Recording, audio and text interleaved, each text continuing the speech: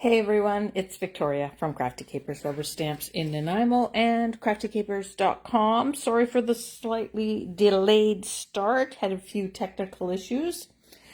A few quick announcements before we start. Today's topic is actually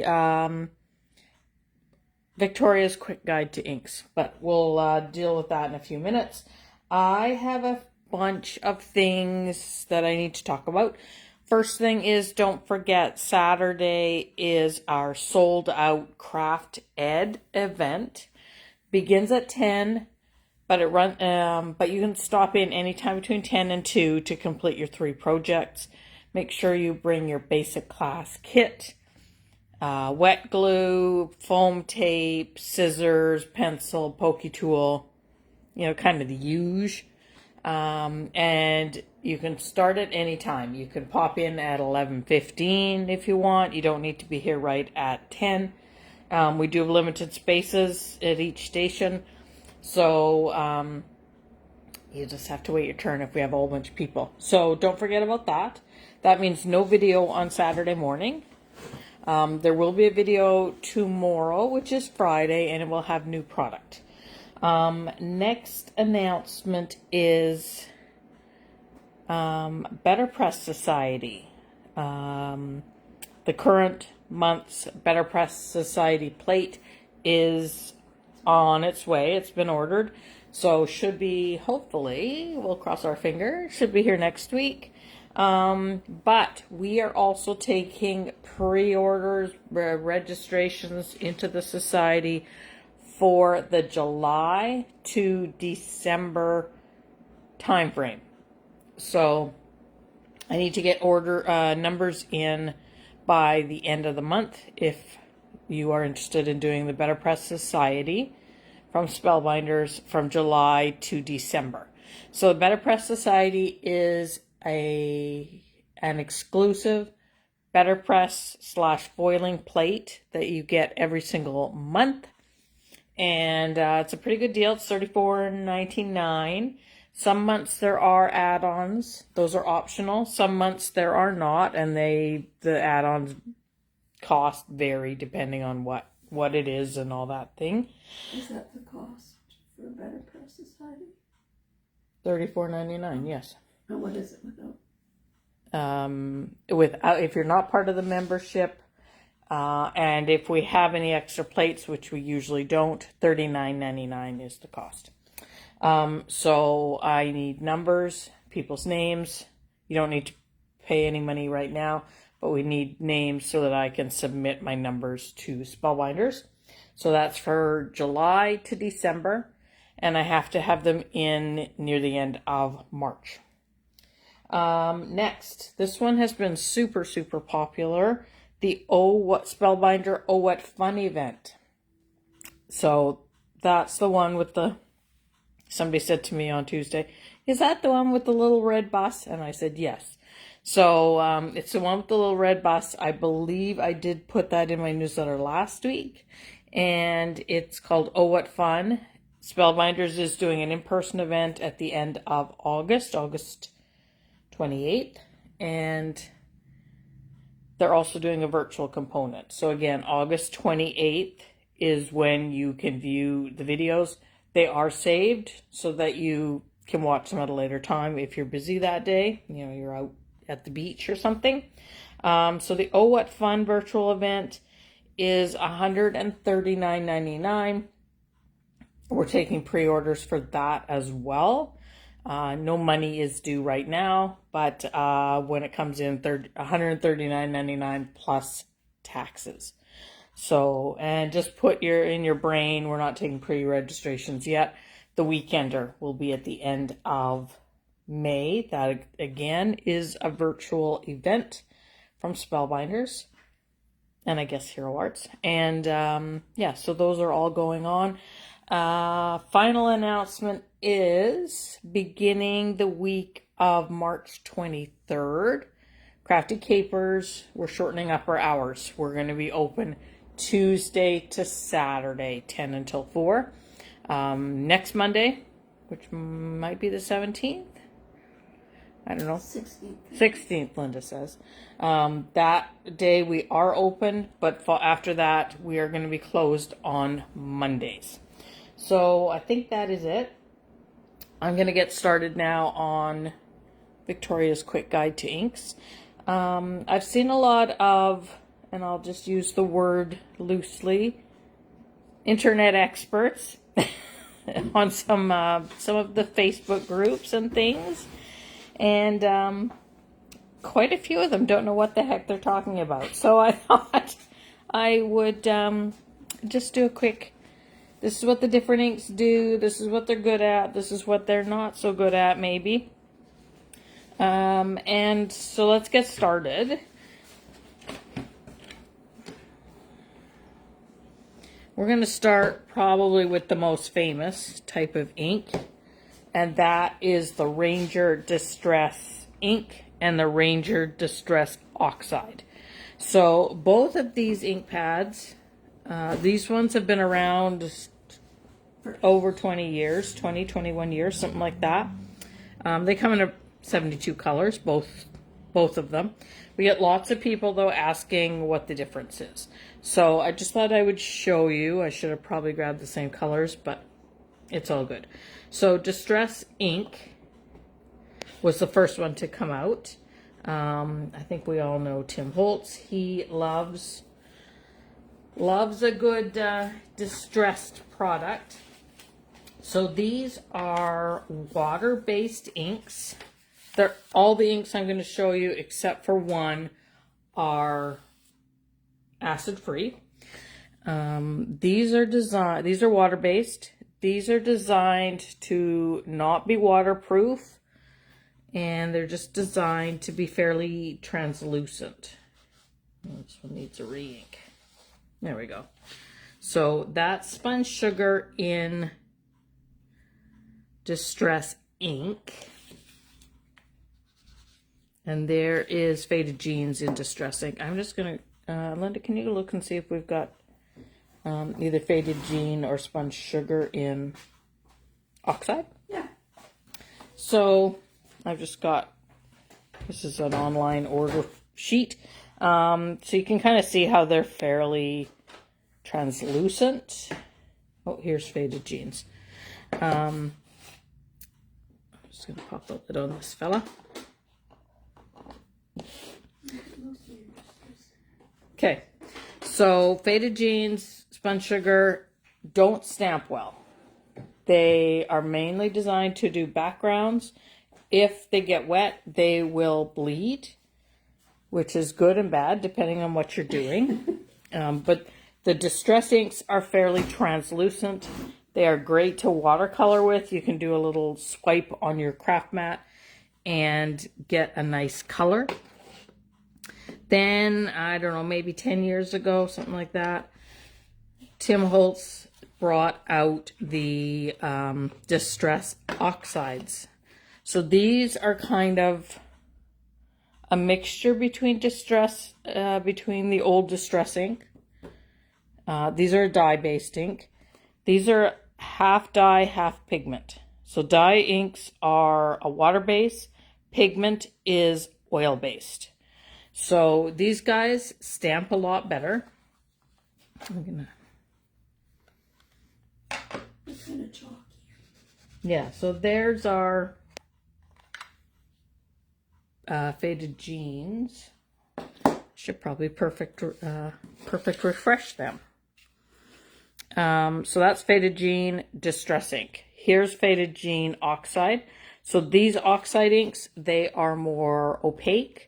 They stamp much better. They are not waterproof. Again, they have the foam pad. So these, we're going to show you the same color, just different formula. So the Oxide almost looks to me like kind of like velvet. So those two are officially the same colors. Faded Jean.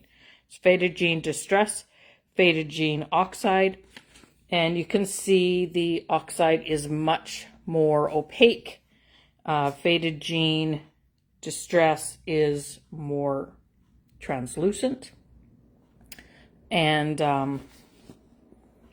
the oxide kind of has a chalkier finish, if that makes sense. So again, these guys are officially dye inks, but they do have some properties of pigment inks, and they are not ever waterproof. So if you spray them with water, they're gonna blur, blend around, which is good and bad. And they blend well, yes. So in my opinion, if you're doing ink blending with the brushes, I tend to grab the oxides as opposed to the Distress inks. Your mileage may vary. So that's Distress inks.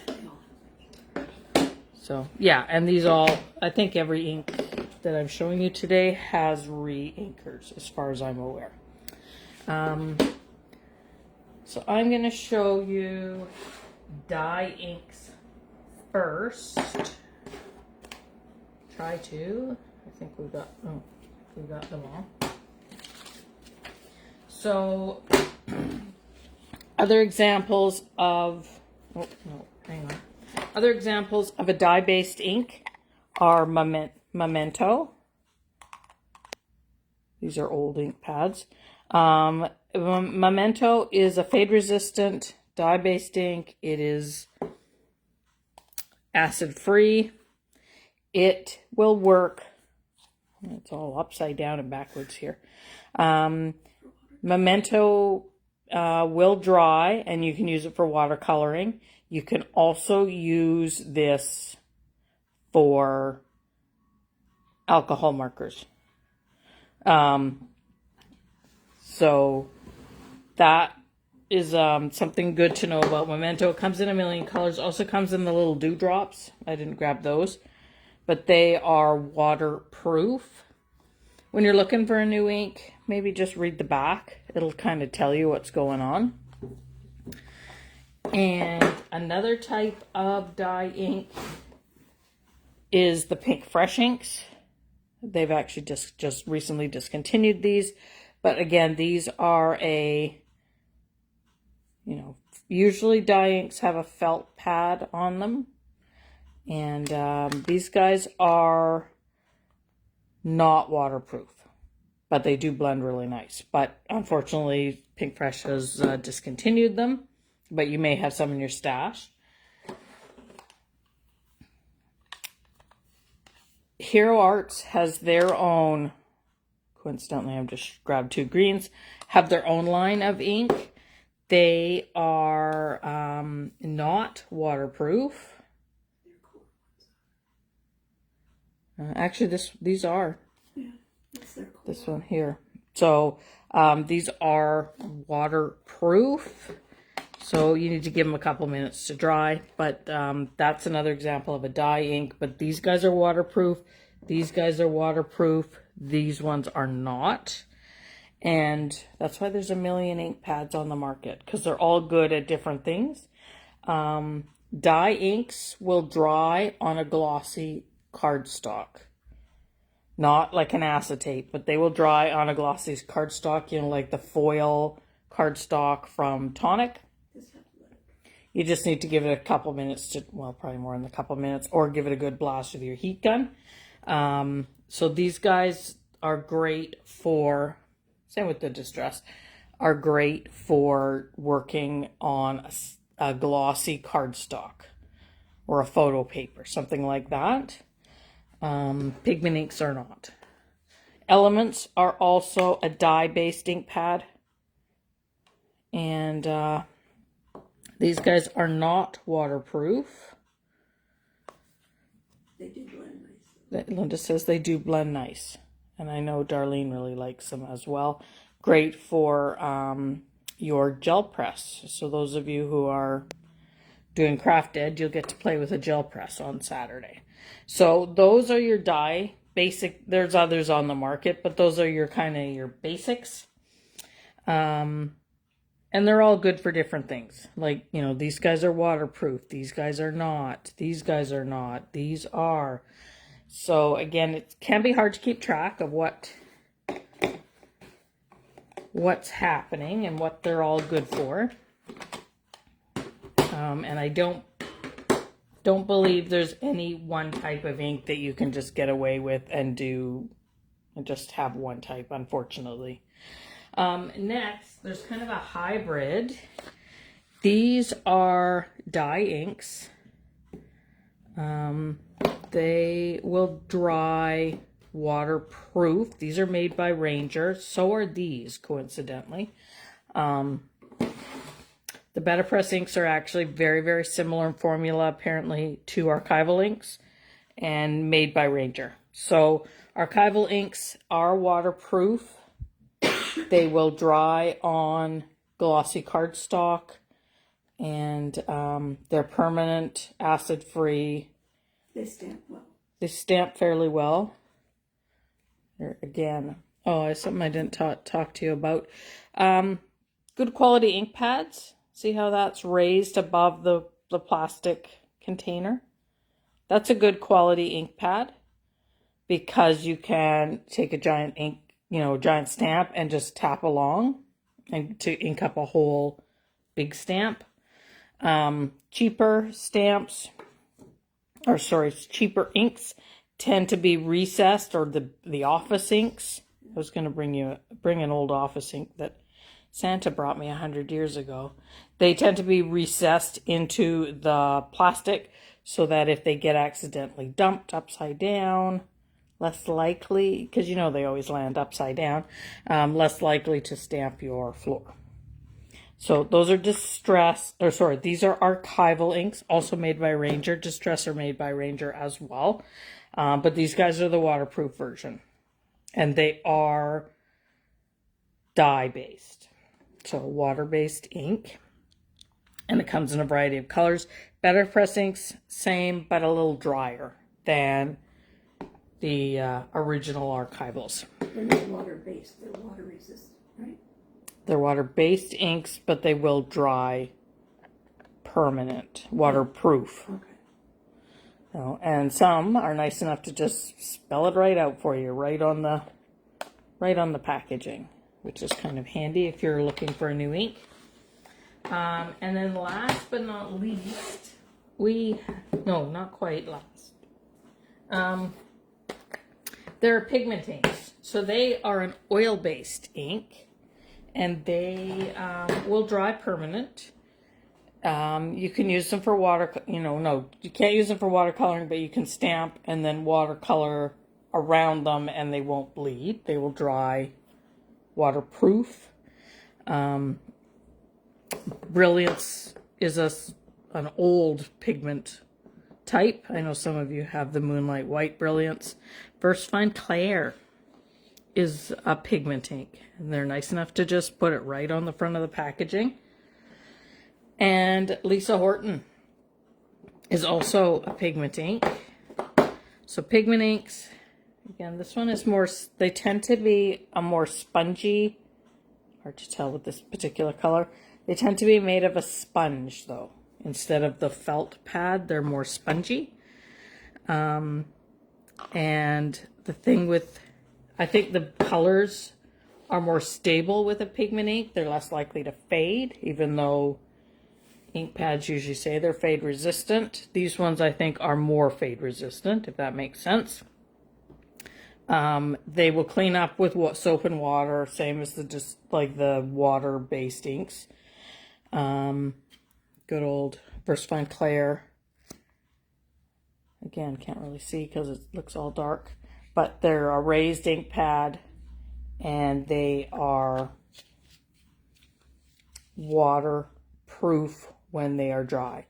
The downside with pigment inks. So these inks stamp beautifully.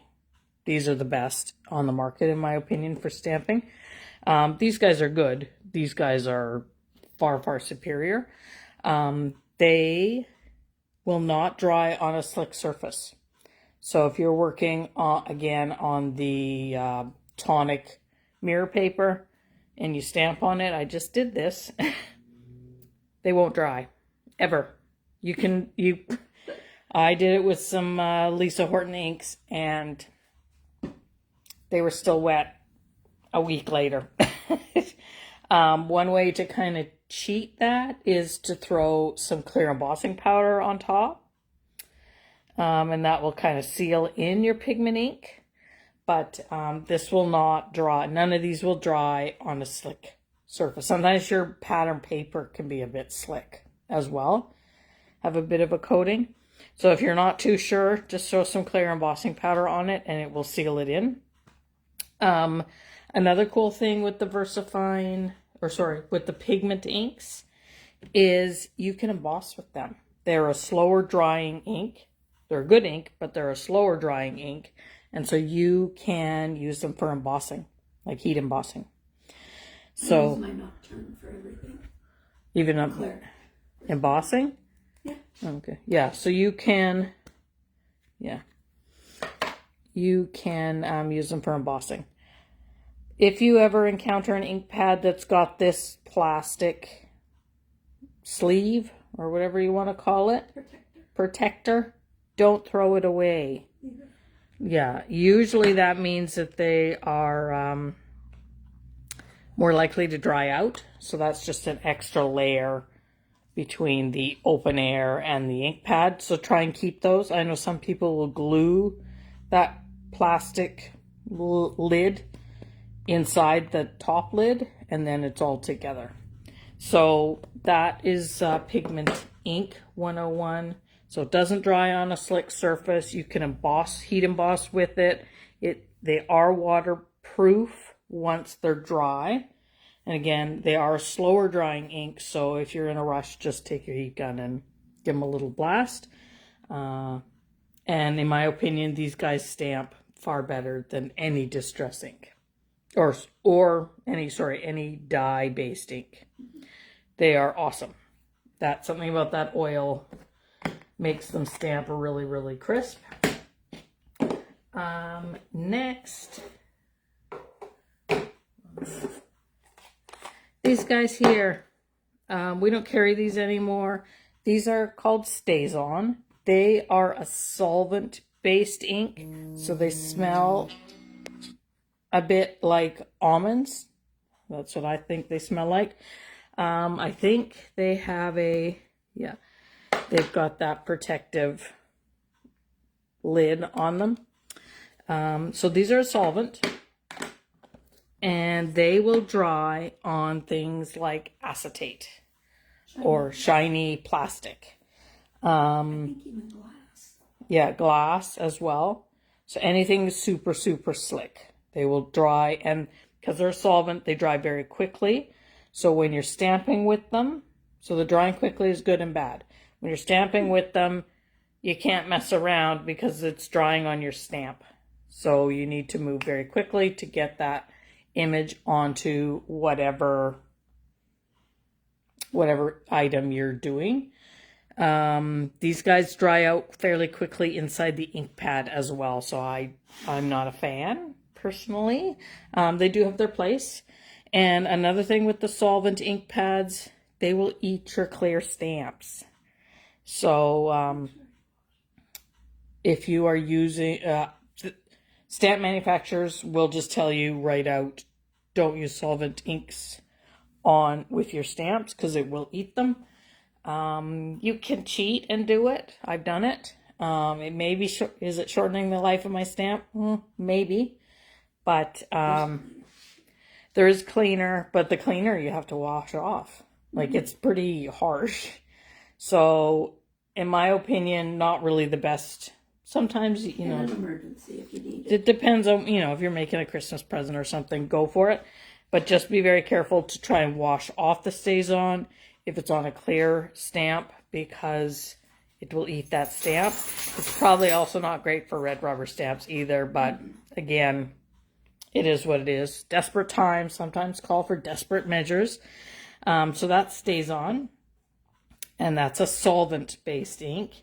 It is waterproof. So again, if you wanted to stamp with it on paper, I know there's some people who claim that's the only ink you should be stamping with. I will reasonably, respectfully disagree. They will work, but they are hard on your stamps.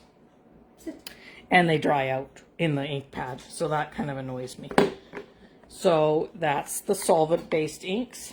And then last but not least, we've got two, they're not exactly the same, but these are clear pads.